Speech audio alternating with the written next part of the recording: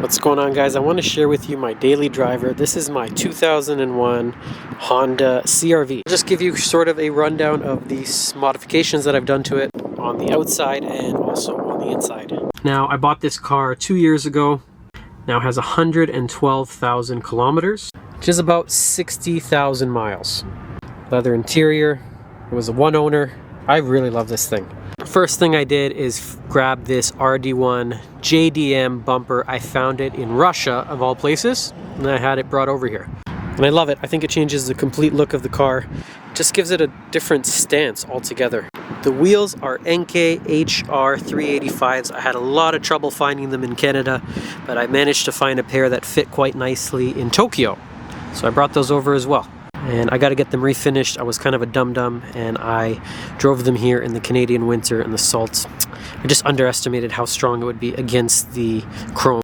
Now they are 8.5 inches wide, so they do stick out a little bit more than I like, and I had to use a 5mm spacer in the front in order to clear the caliper because it was actually rubbing. So it is a little bit wider than I like, but it gives it a cool look. Only downside is when you're driving it, and if it's wet or muddy, you do splash quite a bit onto the car. Now this paint color, it may look like an original Honda green, the forest green that it came in, but it's not. It's actually a green color from Audi. This is the Audi Azores green. I originally bought the car and it was like a gold champagne-y kind of color, and I had it painted last year even inside the door jamb, so you can't really tell that it was never this color. Now, only if you're looking under the hood, and you can see there on the firewall, that is the old original previous color. Everything here underneath the hood is completely stock. I've done no changes as of yet. I really like this green color. It changes a lot in the light. Sometimes it almost looks black at night. I originally saw it on an Audi Q5 at a car meet and just absolutely fell in love with it, so I had to find that paint code. And now here we are, and I think it accents really nicely against the gold and chrome wheels. And that is where the inspiration for the license plate came from. A little sticker coming, a little Bulbasaur. If you don't know what it is, I'm not going to explain to you. Yeah, it's like a frog with an onion on its back. That's it. All leather interior. And these are actually the original headlights. They're in really good shape. Like I said, one owner. This guy, garage kept it. Very low mileage, older guy who was just too old to drive it. And I think I got quite lucky. There's no rust on the body anywhere, even underneath. A lot of these rusted floorboards on them, I don't know why, they're just unloved vehicles. It is getting harder and harder to find one in a good, sort of loved and cared for condition without rust on the quarters. This is my fourth one actually, and this is probably the cleanest one I've ever had. I added this bull bar last year and a little bit of black vinyl on the bumper just to make this centerpiece kind of stand out. It's peeling a little bit right there where you see the fog light is. That's all done in a black vinyl wrap as well. People ask me about these fender flares all the time. They're actually off of Amazon.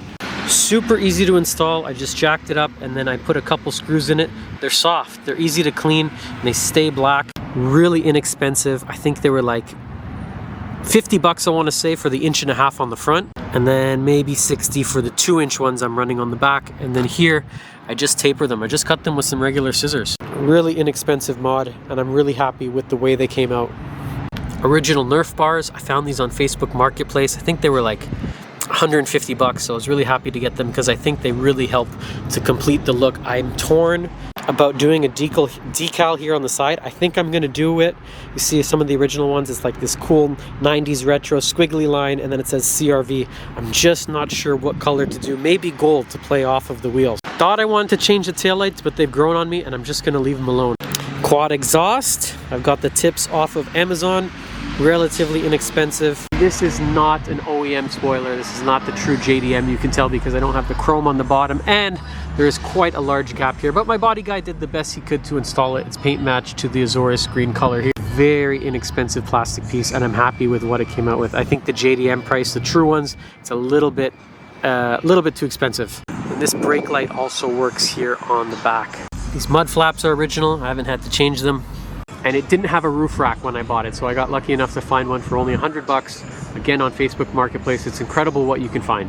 Now these might look a little ricey. It looks like I just taped them onto the hood, but they're actually cut right into the metal hood and professionally installed and welded on there. My plan is to turbo this car. I'm looking to make about 400 horsepower, hopefully, out of this little B16 engine. It is my daily driver. It's got no power. It is a lot of fun to drive, but it is quite slow, so it would be nice to get a little bit more oomph out of this thing.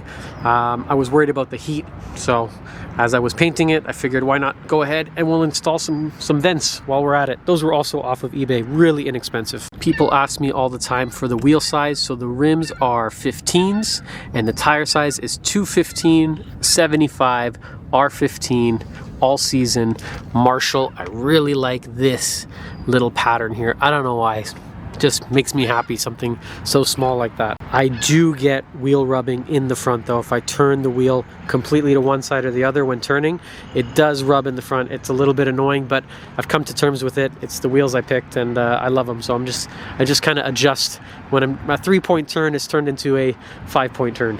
Now for the inside, really haven't done too much. I recently changed these OEM speakers out. These are now JL Audio. And underneath my seat, I have a really small subwoofer from Amazon. It's about 200 bucks to add a little bit of extra bass. This is one of my favorite parts that I've added to the car. It's this Atoto media deck. It has Apple CarPlay, your Android Auto, Bluetooth. It's got your GPS, Spotify, YouTube, and it fits really nicely. I like when things look stock. And so with the bezel kit, I think it does that perfectly. It was really easy and simple to install. Everything comes out very easily. There's no really hard part of doing this. Other than that, everything on the dash is original. It was really well kept, so I do my job, my best to keep it as clean as possible. I have a small tear there on the driver's seat. I got it like that, so I am going to be redoing the seats this year. Go with a green leather to match the color match the outside of the car with some gold accents down the middle to kind of play off the color of the wheels. I'm only going to do the front seats for now to see how they come out, and I expect them to set me back about $3,000-$4,000, so I want to do them right. I'm in the market for a OEM wood steering wheel. So they did make some I saw out of Japan. It looks a lot like this, except it has wood accents. So if you got one to sell. Also looking for the JDM center console, which has that fabric piece that comes over the top. I'm going to document here on YouTube the entire build of the turbo, and I'm having a shop with a lot more experience than myself to do it. I am pretty handy. I can do brakes, I can do calipers, I can do shocks. Oh, I forgot to talk about the shocks. The car is lifted. Truhart adjustable coilovers. And originally I had them set to the max, which is about 4 inches. I changed some of the control arms and a couple other bushings while I was in there, and it looked really darn cool. But the ride quality was awful. It felt squirrely, turning was strange, you're all over the road, and it gave me a little bit of a camber. I have since lowered it to only 2 inches, but you can see here on the tire, you know, the wheel does stick out a little funny, so I do have to address that at some point. It doesn't really sit straight, it sits like over there on the angle. Overall though, I am really happy with the lift kit. It does change the complete look of the car. I'm really happy now with the ride height. It's great in the winter. You know, it's one of my favorite cars. Like I said, I've had 4.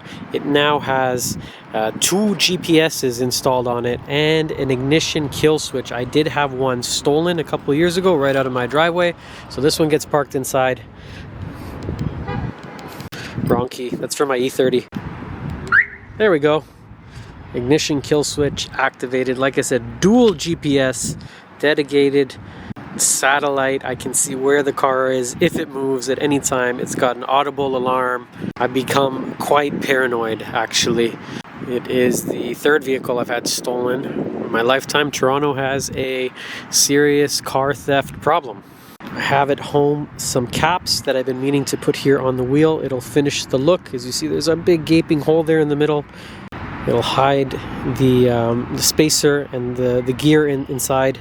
Just have to finish painting them. The wheels are quite old. They're almost 20 years old, so I just had to get those refinished. Really just getting to final touches now. I wanted to get the outside looking nice. I had it ceramic coated today, actually, and that is what prompted me to pick up the camera because it's looking really clean. Highly recommend these cars. Highly recommend ceramic coating. Here in Canada, you could find an example like this for about, I would say $6,000 in this kind of condition. That's what I paid for it. Anywhere between 4 and 6. I've seen right-hand drive models go for more. I did see a right-hand drive manual version sell for 10,000 Canadian. The manuals are getting quite rare. I have a manual transmission sitting in my shed, so my plan was to swap it over when I do the turbo. But I'm still on the fence if I need it to be manual. I have another vehicle at home that is, and it is a lot of fun to drive, but it's just a daily, so I'm kind of torn if I need another car in which I need to change gears. But I have all the parts. Sometimes I see a deal on something like a transmission or an engine, and I'll just buy it because I think, you know what, I could use that at a later date. So I think that's it. If there's anything you have questions about in this video, if you want to learn more about what I did or something was unclear, feel free to comment below and I will get back to you. A lot of people ask me about the tire and wheel setup, or maybe it's unrelated to the car at all. Just shoot me a message in the comments and I'd be happy to answer. Again, when I do the turbo build, I will document from start to finish every single part, why I picked it, and then we'll see what kind of numbers this aging modern classic Japanese truck can put out. I really like Japanese cars. I just said this is my 4th one, and I think these cars are only getting better with age. That's it, guys. Hope you enjoyed. Hope to see you back here next video. Bye for now.